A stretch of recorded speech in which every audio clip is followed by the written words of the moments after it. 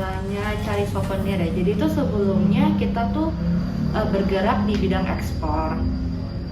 Jadi itu kita ngekspor kerajinan barang kerajinan tangan ke luar negeri ya. Terus habis itu karena lama-lamaan kita melihat ada potensi untuk menjual di lokal, jadi kita pada tahun 2012 kita membangunkan untuk versi untuk lokalnya. Jadi didirikannya Cori Souvenirnya itu dari situ. Buat selanjutnya produk apa aja sih yang dibuat di Cari Souvenir itu yang dijual? Kalau produknya yang dijual dari Cari Souvenir itu kerajinan tangan dari seluruh Indonesia ya. Ada misalnya ada kerajinan dari bambu seperti angklung, terus ada wayang, terus ada gantungan kunci khas dari daerah, terus ada juga tas dan juga ada bambu. Terus juga dari khasnya Indonesia, khasnya Jakarta ada ondel-ondel juga. Berarti ini semuanya handmade? Iya, semuanya kita handmade. Biasanya kalau produksi tuh berapa lama sih? Kita tuh kalau produksi tergantung dari perajinnya. Perajinnya menyanggupi berapa lama. Terkadang bisa nyampe 3-4 minggu. Bisa jadi lebih, tergantung juga kita pesannya berapa banyak.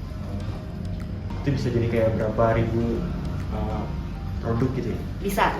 Kalau misalnya kita pesan sampai ribuan itu bisa jadi kurang lebih memakan waktu sebulan 2 bulanan sih.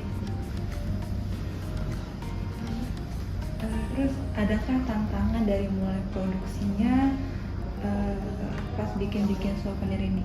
Kalau misalnya tantangan, kita tuh biasanya menemuinya di masalah perwaktuan dengan perajin. Misalnya tuh kita pesan barang ke perajin misalnya 100 pieces. 100 pieces itu berapa lama? Misalnya 4 minggu, dan perajin itu sudah mengiyakan 4 minggu itu. Tapi terkadang beberapa perajin tuh juga suka lewat dari waktu yang ditentukannya. Jadi kan kalau misalnya sudah lewat dari ditentukannya, mengganggu pengiriman dan juga stoknya kita yang ada di sini kan.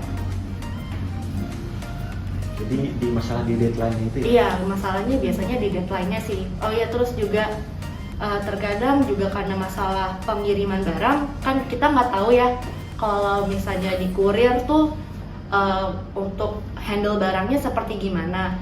Jadi terkadang kalau misalnya di perajinnya udah bagus, tapi nyampe sini karena dikirim lewat kurir jadinya ada yang patah, ada yang pecah, seperti itu sih. Rusak dalam pengiriman gitu ya? Iya, rusak dalam pengiriman. Ini kan kelihatan miring ya gunungannya? Oh iya. Bengkok gitu ya? Bengkok. Jadi bentar, ini mau difoto apa video? Video. Oh, udah. Aku mau ngasih contoh yang diterimanya. Ini biasanya kayak buat instansi gitu ya kan? Iya, kadang ada instansi gitu yang mesen. Kadang kita juga ada, kan suka instansi biasa suka request kan, tambahan tulisan gitu. Kita juga bisa. Oh gitu. Custom. Jadi kita bikin di PVC, bikin plakatnya lagi, nanti kita tempel di sini atau di mana sesuai permintaan. Berarti pas nyampe sini kita cek dulu ya sebelum dijual. Kita ada selalu checking barang datang, selalu kita cek barang-barangnya. Terus yang ini nih diterima.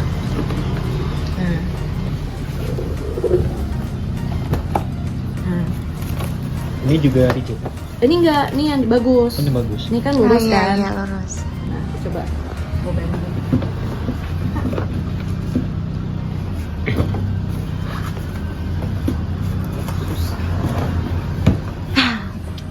Iya, kasih. Nah, kelihatan nggak? Oh, beda jauh ya? Iya kan?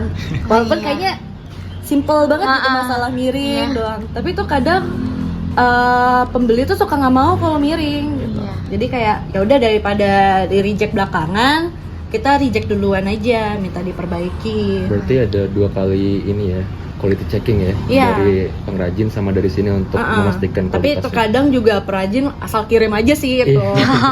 Kan kita berharap kita nyampe sini barangnya udah bagus semua kan. Oke, udah. Kan soalnya kemarin juga sempat ada yang miring, kita geser, kita balikin lagi ke sini masih bisa kan. Jadi kayak ya udah kita terima aja, walaupun nanti jadi notes untuk rajinnya jangan sampai bearing lagi. Berarti produksinya itu nggak di sini ya, jadi Iya, kita produksinya nggak di sini. Kita tuh ada di Subang, ada di Sumedang, ada di Jogja, ada di Bali. Ya, ada di situ. berarti langsung dari pengrajin asal daerah souvenir. Iya, kita langsung dari perajin asalnya.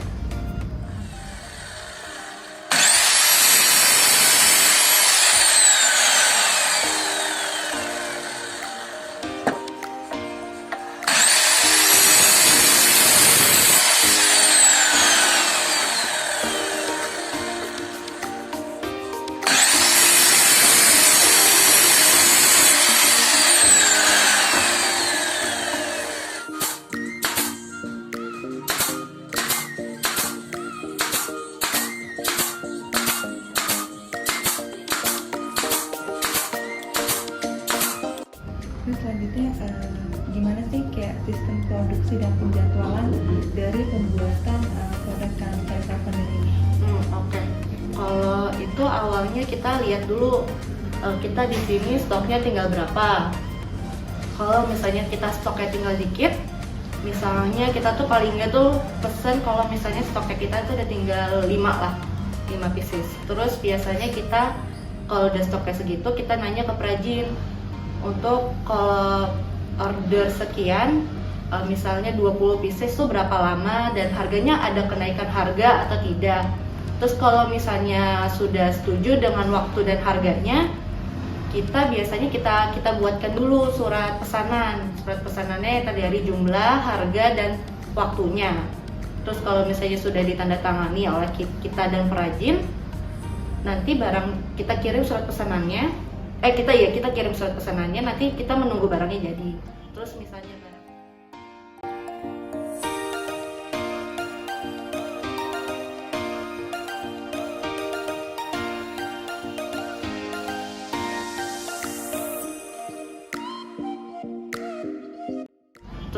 barangnya sudah dikirim ke sini, barangnya kita QC lagi untuk yang kedua kalinya. Kan pertama ada di perajinnya dan kedua ada di sini. Kalau misalnya barang yang datang itu tidak sesuai dengan quality controlnya kita, quality controlnya kita balikan lagi ke perajin untuk diperbaiki. Pertanyaan kita tadi udah agak disinggung nih tadi tentang gimana ngejaga produknya. Tadi kan dibilang suka ada yang kayak cacat di jalan atau gimana, itu gimana biar produknya tetap masih bagus sampai sini masih bisa dijual lagi. Kalau ini case-nya udah untuk udah barangnya sampai sini sudah rusak atau biar nggak rusak gitu? Biar nggak rusak. Kalau kita tuh biasanya minta ke perajin untuk packing pesanannya tuh paling teraman mungkin. Jadi kita minta biasanya packingnya tuh, jadi kalau misalnya ondel-ondel kan ada banyak tuh, jadi ondel-ondelnya dibungkus plastik, jadi biar tidak kena benturan secara langsung, jadi catnya aman. Terus abis itu setelah diplastikin satu-satu, terus kita padatkan dengan sampah kertas biar jadi kalau tidak terlalu bergesekan, seperti itu sih. Terus selanjutnya gimana cara buat memasarkan produk dari kain souvenir ini? Memasarkan? Ya. Untuk memasarkannya kita biasanya melalui Instagram, lewat sosial media sih kita biasanya. Biasanya siapa sih Mbak pembeli yang paling suka datang ke sini tuh? Maksudnya kayak instansi atau? Iya, yang biasanya Beli ya? produk sini gitu.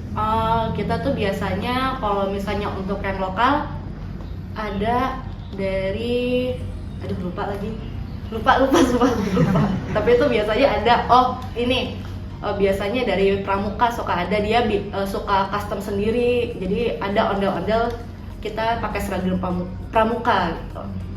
Biasanya kayak buat souvenir nikahan gitu juga ya? Kalau untuk nikahan sih kita kayaknya agak kurang ya, soalnya kalau kita kan harganya agak lumayan tinggi karena kita juga membantu untuk perajinnya juga kan. Jadi tuh kalau misalnya untuk pernikahan agak kurang sih kurang masuk gitu harganya. Kalau ini Kak, produk yang rusak setelah pengiriman itu gimana? Kalau misalnya rusak, biasanya kita balikan dulu ke perajin, bisa diperbaiki atau enggak. Kalau misalnya bisa diperbaiki, nanti diperbaiki dulu sama perajin. Nanti kalau misalnya sudah diperbaiki, nanti baru dikirim lagi kita bayar. Nah, yang terakhir, ada berapa karyawan yang ada di sini? Karyawan di sini kita ada terdiri dari 12 orang. 3 di bagian keuangan, 3 di bagian product development sama marketing, satu bagian apa namanya data-data gitu, sisanya bagian kegudaman. Buatnya itu tiap daerah itu beda-beda jumlahnya. Iya, tiap daerah beda jumlah, beda produknya juga. Ada dari mana aja sih Kak yang pengrajinnya? Kalau misalnya kayak wayang, sorry. Kalau misalnya wayang-wayang ini kita ada di Jogja. Kalau misalnya ondel-ondel kita ada di Subang, ininya perajinannya. Kalau misalnya bambu kita ada di Tasik. Ini dari tahun berapa Kak? Kalau lokalnya apa gimana ya? Kalau misalnya kita lokal tuh dari 2012. Kalau untuk ekspornya sendiri kita dari 1970. Oh, ekspor itu Iya. ke mana Kak? Kita ekspornya ke Eropa, Amerika sama dua itu sih, Eropa sama Amerika.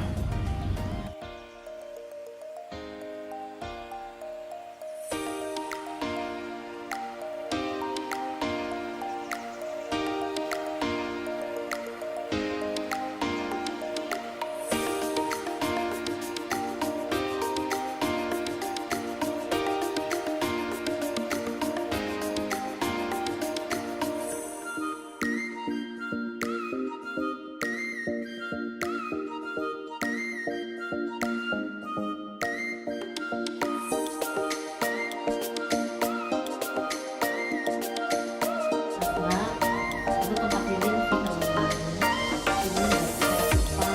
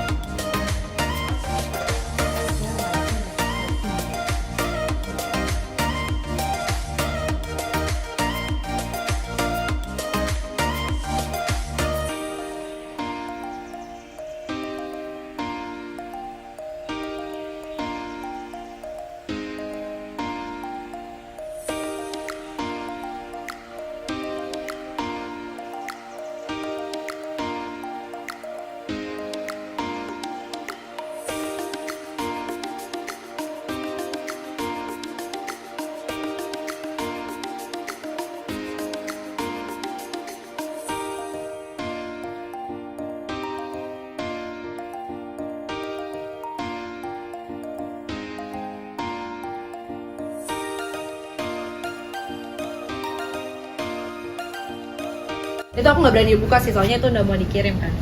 Itu soalnya bentukannya beragam kan, jadi karena bentukannya beragam kita tambahin sampah kertas. Kalau misalnya udah ada kardusnya, paling sampah kertasnya di sisa-sisanya dikit gitu. Ini apa kayak gitu? Ini tuh buat tatangannya. Kalau harganya tuh dari berapa Kak sih kisarannya? Harga kita beragam, macam-macam, gantung. Kalau misalnya ondel-ondel sekarang kita tuh dari 85 nyampe 110. Kalau misalnya wayang kita ada dari 100 berapa ya? Aku lupa, 100-an nyampe 500 ada. Terus kalau yang tempat pulpen kita jualnya 100-an karena kan kecil kan. Oh, yang itu yang tadi ya? Enggak, beda. Iya.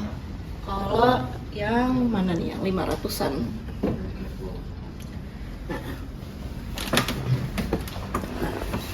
Nah, ini 500. Iya, karena udah ada frame kacanya juga kan. Jadi harganya 500, nah karena itu dari perajinnya juga udah segitu harganya. 19.000. Kayak udah hampers ya? Betul. sorry. 19.000. Terus sorry berantakan nih ininya. Iya. Belum dirapihin lagi. Terus yang ini kalau nggak salah 30-an. Yang ini 90 apa 80 gitu, aku lupa. Ini tuh tempat cincin tapi kayak puzzle gitu, jadi kayak bukanya ini dulu. Terus gimana? Nah, tada.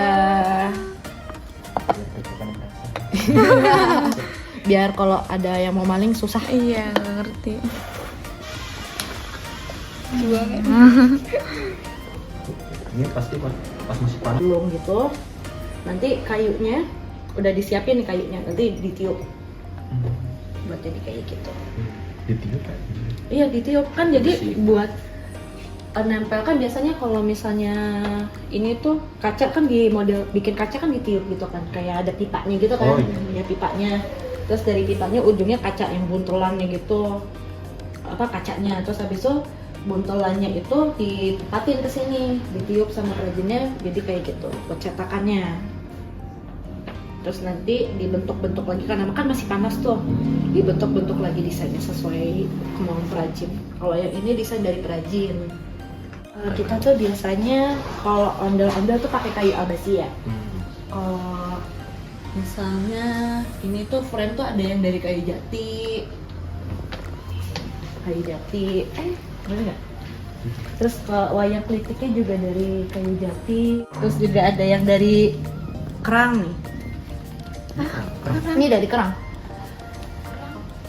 Kerang asli.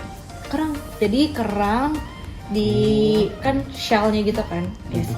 Terus habis itu di press sama dia. Jadi itu biar jadi rata. Mana? Biar jadi rata gini. Sama dia di press dulu. Jadi tiap-tiap apa sih kan kerang ada berlapis-lapis gitu kan, satu kerang, dua kerang, tiga kerang gitu. Sama dia di press. Terus habis itu kalau misalnya desainnya udah bagus menurut dia lapisin sama resin. Oh.